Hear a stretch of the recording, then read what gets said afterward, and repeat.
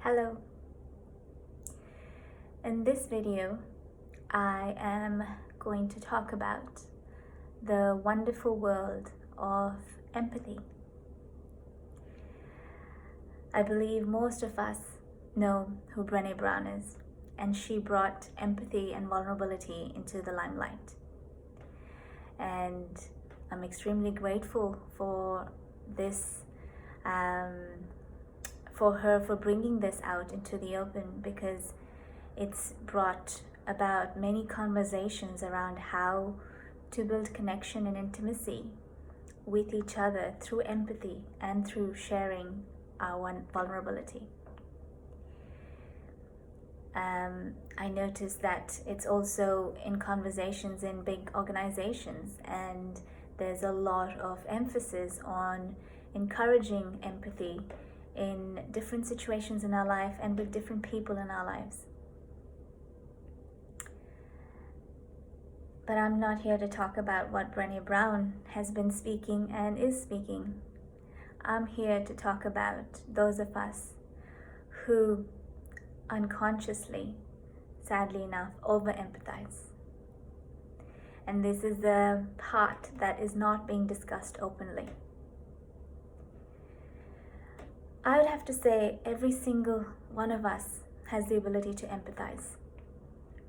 Perhaps due to conditioning, some of us have shut that part of ourselves or are not fully aware of how we empathize.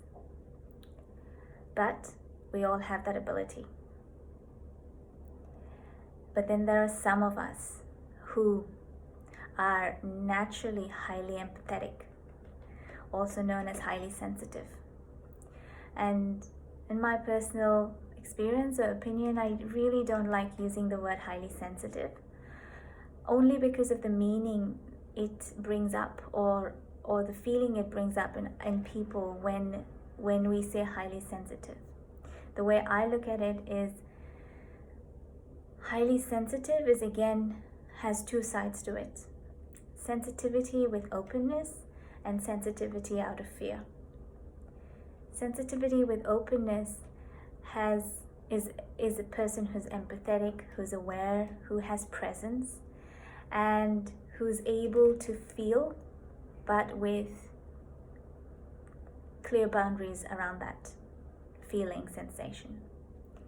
And sensitivity out of fear is really driven from a place of wanting to protect, wanting to preserve, wanting to hide, and wanting to withdraw, which in essence is disconnection and separation, not only from others but also from our feeling state.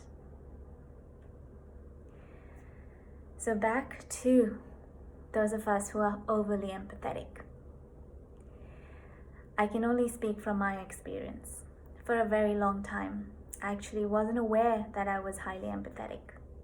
And it's almost hard to say or describe myself as highly empathetic, because it makes me feel like I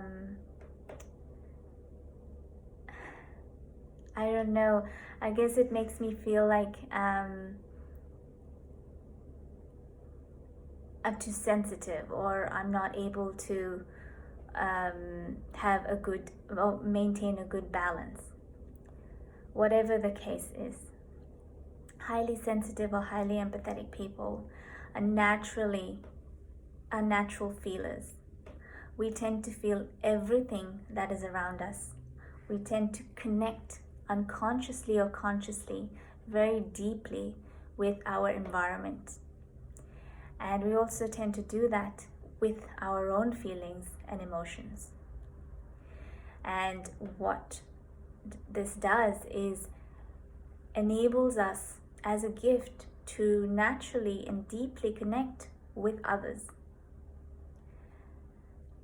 But when overly empathetic people are forced to empathize more, then we are dancing on the extreme end of empathy, in that there is a potential of collapsing into being empathetic and then creating various problems that can actually affect our well-being physically, emotionally, mentally, and spiritually. So I guess this is a message in me just as much as there is a message in you for those of us who are overly empathetic or highly sensitive, to be mindful of how empathy flows in our body, how deeply we connect with ourselves and with other people, what level we are at in the range of empathy, and how we can preserve our energies without shutting ourselves from feeling the world that we live in. Particularly in these very turbulent times that we find ourselves in. It's easy to hide, it's easy to withdraw, and it's easy to build an armor around us. But the most powerful thing that we can do right now is to really be open with clear boundaries in place. And when I talk about boundaries, it doesn't need to be an opaque wall built around us. It really is about maintaining a semi-permeable membrane around us and only allowing feelings, sensations, and movements that nourish our bodies in a way that we can also give back the same nourishment.